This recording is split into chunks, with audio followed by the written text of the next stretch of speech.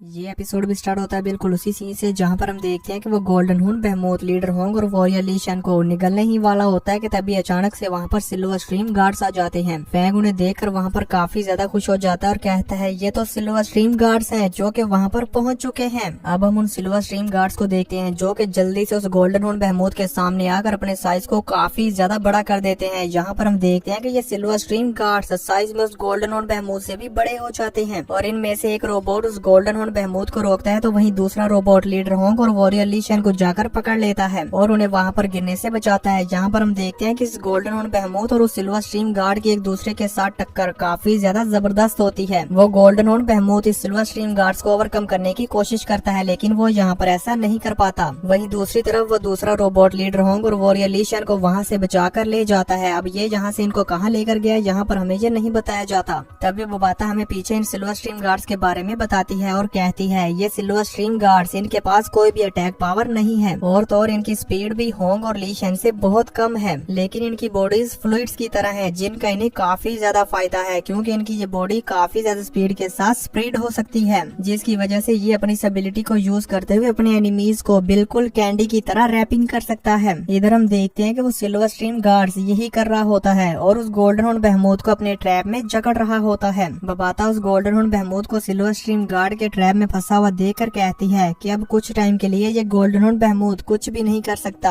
हम देखते हैं कि वो गोल्डन हॉर्न बीस्ट से सिल्वर स्ट्रीम गार्ड के स्ट्रैप से अपने आप को छुड़ाने की काफी ज्यादा कोशिश करता है लेकिन वो यहाँ पर अपने आप को स्ट्रैप से बाहर नहीं निकाल पाता और नीचे जाकर समंदर में गिर जाता है और यहाँ पर वो स्ट्रैप से बाहर निकलने के लिए काफी ज्यादा तड़प भी रहा होता है। तभी दूसरी तरफ हम फैंग को देखते हैं जो कि इस गोल्डन हॉर्न बेहमोथ को इस तरह से स्क्रीन पर तड़पता हुआ देख रहा होता है। इसी के साथ वो वहाँ से दूर आते हुए एल्डर याओराओ को कॉल करता है और उनसे कहता है याओराओ क्या हाल मास्टर और ली शन वहाँ पर पहुँच चुके हैं। एल्डर याओराओ फैंग की इस बात का आंसर करते हुए कहती है जी हाँ और उन्हें सेंट्रल हॉस्पिटल में भेजा जा रहा है। जो सुनकर फैंग कहता है गुड और फिर कहता है कि मैं ग्लोबल हेडक्वार्टर्स में नहीं जा रहा हूँ, अभी एक काम ऐसा है जिसे मुझे पूरा करना है। ये कहते हुए फैंग वॉरियर ली शन के साथ अपनी हुई बातचीत को याद करता है और फिर वहाँ पर हम देखते हैं कि एल्डर याओराओ की कॉल कट कर देता है और वहाँ से अपनी हेवनली फॉरबिडन शटल के ऊपर फ्लाई करते हुए कहीं जाने लगता है और जाते हुए रास्ते में सोचता है कि पहले मुझे क्या करना चाहिए। ये सोचने के बाद फैंग अपनी कम्युनिकेशन वॉच पर वॉरियर ली शन को एक वॉइस मैसेज भेजता है और कहता है ब्रदर ली हम किसी से मिलने जा रहे हैं। फैंग के ये कहते साथ ही यहाँ से व्यू चेंज हो जाता है और हमें किसी विला का सीन दिखाया जाता है जहाँ पर बैकग्राउंड में लीडर होंग और वॉरियर ली शन की सेल्फ सैक्रिफाइस की न्यूज चल रही होती है। तभी हम वहाँ पर एक लेडी को देखते हैं जो कि विला में रखी हुई वॉरियर ली शन और उनकी बेटी की पिक्चर को देखती है। वो भी उस पिक्चर को देख रही होती है कि तभी अचानक से उसके घर पर कोई आता है जो कि वहाँ पर आकर उनकी डोर बेल को बजाता है। जो सुनकर वो लेडी जल्दी से अपने दरवाजे पर आ जाती है। हम देखते हैं कि ये कोई और नहीं बल्कि लुओ फैंग और इंस्पेक्टर जाओ होते हैं जो कि उस लेडी को कुछ देने के लिए आए होते हैं जो कि कुछ और नहीं बल्कि वॉरियर ली शन की चिप होती है। यहाँ पर लुओ फैंग और इंस्पेक्टर जाओ वॉरियर ली शन की दी हुई ये चिप उन्हें देकर वहाँ से चले जाते हैं। वो लेडी उस चिप को लेकर अपने घर में आ जाती है और यहाँ पर हम देखते हैं कि वो उस चिप को देखकर काफी ज्यादा रो रही होती है। वहीं दूसरी तरफ हम इंस्पेक्टर जाओ और लुओ फैंग को देखते हैं जो कि वापस से अपने वॉरियर आर्मर्स को पहन लेते हैं और यहाँ पर ये गाड़ी पर बैठकर कहीं जा रहे थे। जाते हुए हम देखते हैं कि यहाँ पर लुओ फैंग काफी ज्यादा परेशान और उदास होता है जो देखकर इंस्पेक्टर जाओ फैंग के साथ बात करने लगते हैं और उससे कहते हैं जियाओली हमारे हाल मास्टर की एक लौती बेटी है और इनका रिलेशनशिप इतना अच्छा नहीं था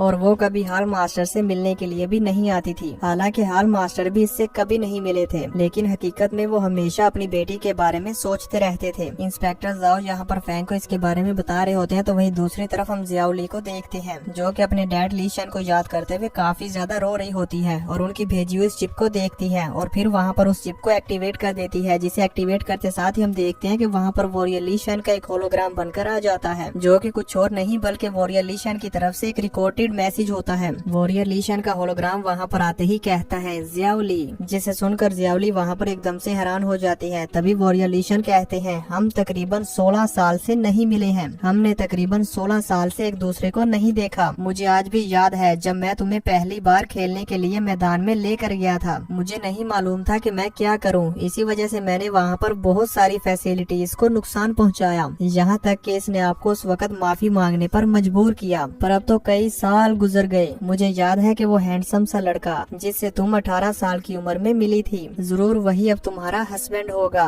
मैंने सही कहा ना? और फिर वो थोड़ा सा सोचते हुए कहते हैं मुझे उस वक्त ज्यादा नहीं सोचना चाहिए था और तुम दोनों की मैरिज को अप्रूव कर देना चाहिए था, जिससे कि तुम्हें घर से भागने पर मजबूर नहीं होना पड़ता। हालांकि हमारी 16 साल से कभी बात नहीं हुई, लेकिन मुझे तुम्हारी फैमिली के हालात के बारे में खुफिया तौर पर मालूम हुआ। जब मुझे ये मालूम हुआ कि तुम लोगों ने हैप्पीली शादी कर ली है, तो ये जानकर मैं राहत महसूस करता हूँ। और फिर वो इमोशनल होते हुए कहते हैं, चलो अब मैं इस बारे में और ज्यादा बात नहीं करता। यहाँ पर हम देखते हैं कि जियाउली एकदम शांत रहते हुए वॉरियर ली शैन की सारी बातें सुन रही होती है। वॉरियर ली शैन कहते हैं, मैं तुम्हारे अंकल होंग के साथ भी फाइट करूंगा, पर बाद में। इसके बाद हमारा एक दूसरे के साथ बातचीत करना मुश्किल हो सकता है, तो तुम इससे ज्यादा परेशान मत होना। टेक इट इजीली जियाउली, तुम्हारे dad definitely in dam monsters को तुम्हें हर्ट करने नहीं देंगे, और अब मैं इन मॉन्स्टर्स के साथ फाइट करने के लिए जा रहा हूँ। ये कहते साथ ही वॉरियर ली शैन का ये होलोग्राम रिकॉर्डेड मैसेज खत्म हो जाता है। वहीं दूसरी तरफ हम फैंग को देखते हैं, जो कि इंस्पेक्टर जाओ से वॉरियर ली शैन और उनकी बेटी की ये बात सुनकर काफी ज्यादा उदास होता है। यहाँ पर हम देखते हैं कि लू और फैंग के ऊपर बहुत सारी टेंशन होती है और वो अपनी इन सभी टेंशन और सर दर्द से जूझ रहा होता है। वहीं दूसरी तरफ हम देखते हैं वॉरियर ली शैन के होलोग्राम मैसेज के खत्म हो जाने की वजह से जियाउली वहाँ पर फोड़ फोड़ के रोने लगती है और अपने डैड को काफी ज्यादा याद कर रही होती है। अब हम फैंग को देखते हैं, जो कि उदास होकर वहाँ पर कुछ सोच रहा होता है और साथ ही साथ मिरर में अपने रिफ्लेक्शन को देख रहा होता है। तभी इंस्पेक्टर जाओ लू फैंग से कहते हैं, हाल मास्टर आपको इसके हवाले करने को कहते हैं। इससे ये साबित होता है कि वो तुम पर बहुत ज्यादा ट्रस्ट करते हैं। साथ ही साथ ये भी देखा जा सकता है कि फर्स्ट एल्डर को आपसे बहुत उम्मीदें हैं। इंस्पेक्टर जाओ की ये बात सुनकर फैंग कहता है, जी हाँ मैं समझता हूँ। पर यहाँ पर हम देखते हैं कि लू व फैंग वाकई में ही काफी ज्यादा उदास और परेशान होता है। तभी इंस्पेक्टर जाओ कहते हैं, हाल मास्टर ली शैन और first elder extreme martial hall global headquarters में दाखिल कर दिए गए हैं। हालांकि इनकी लाइफ फोर्स बहुत कमजोर है, लेकिन फिर भी वो नहीं मरे। इंस्पेक्टर जाओ की ये बात सुनकर लू व फैंग लीडर होंग के साथ हुई अपनी आखिरी बात को याद करता है, जहाँ पर लीडर होंग ने लू व फैंग से कहा था कि तुम इस वक्त वर्ल्ड के थर्ड स्ट्रॉन्गेस्ट वॉरियर हो। जब हम उस गोल्डन हॉर्न बहमूत पर फाइट करने के लिए जाएंगे, तो उसके बाद तुम ही यहाँ पर मौजूद सभी फाइटर्स को लीड करोगे और ह्यूमैनिटी की प्रोटेक्शन के मिशन को कैरी आउट करोगे।